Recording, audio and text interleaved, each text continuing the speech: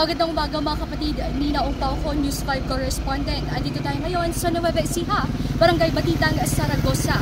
Halos 2 buwang paghahanap, nahinto na nga ng mga otoridad ang bangkay ng TNVS driver na pinatay ng 3 suspect at natuto na nga ito ng NBI. Kung mapapansin nyo sa aking likuran, dito sa bahagi ito ng damuhan at masukal na lugar na ito ay natunto na ang bangkay ni Cabrera at inordon na nga ito ng NBI. At sa mga oras na to ay sasagawa sila ng pagtatabas ng damo sa masukal na bahagi kung saan itinapon ng mga suspect ang bangkay.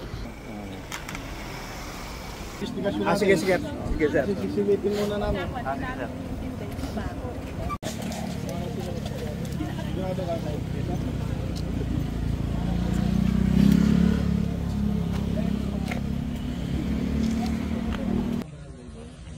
Sir.